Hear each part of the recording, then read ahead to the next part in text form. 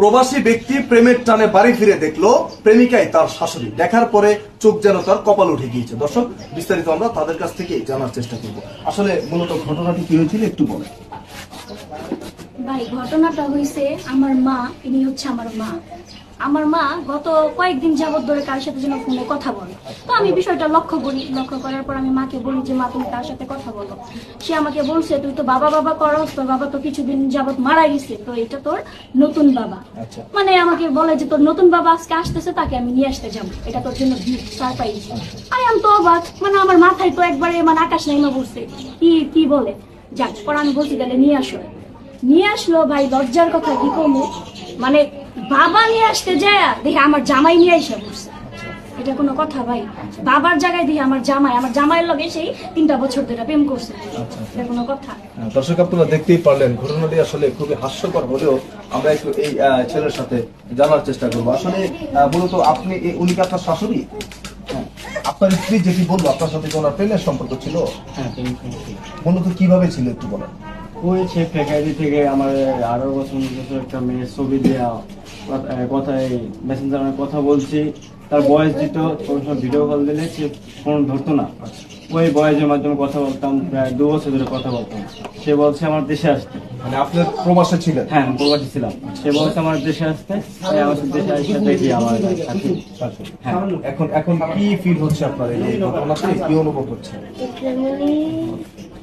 হাসি পাওয়া ছাড়া তো কোনো কারো আর কিছুই থাকবে না। দর্শক, এই মুহূর্তে তিনি যে ঘটনা ঘটিয়েছে এটা ভাবতে গেলে যে কোনো কারোই হাসি পাবে, তো তার হাসি পাওয়াটাই স্বাভাবিক। আসলে এই যে আপনি যে ঘটনাটি ঘটালেন, এই ব্যক্তি তো আপনার মেয়ের জামাই, তাই না?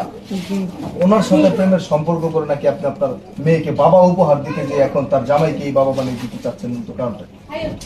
কারণ আমি তো জানতাম না যে আমার মেয়ের জামাই, ঠিক আছে? অপু বাসে থাকে, আমি ফেকাইতে করে 18 বছর 15 বছর মানে ছবি দিয়ে, মানে আমার তো স্বামী নেই, কারণ আমি তো বয়স বেশি, এটা ঠিক আছে, মন তো আর বুড়া হয় না, সেজন্য আমি টাইম পাস করতাম।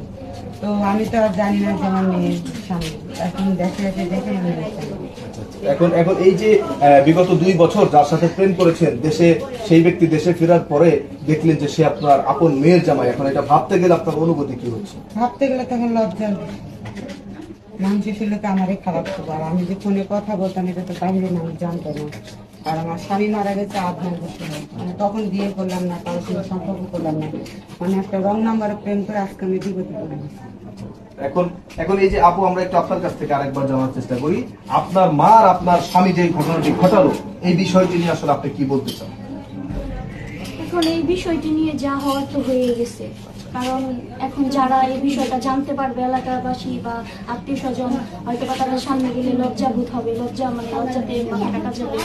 এখন এখানে আমি দেখতেছি যে মানে ওরাও মারতেও পারতেছি না, ওরাও মারতে পারতেছি না, মা লাগে, জামাই লাগে। মানে এখানে আমি কি বলবো, আমার লজ্জা করে আমার মানে আমি কথা বের হইতেছে না, কি বলবো এখানে বলেন।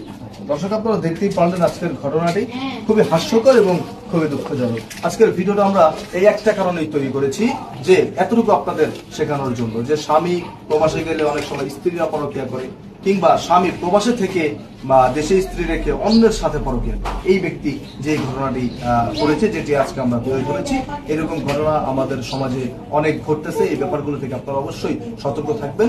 দিন শেষে স্বামী হোক, সন্তান হোক, শাশুড়ি হোক আর স্ত্রী হোক, আপনারা সবাই এই পরকীয়া প্রেম থেকে, স্বামী বা স্ত্রী রেখে পরকীয়া প্রেম থেকে অবশ্যই বিরত থাকবেন, তাহলে এইসব ধরনের ঘটনাগুলো ঘটবে।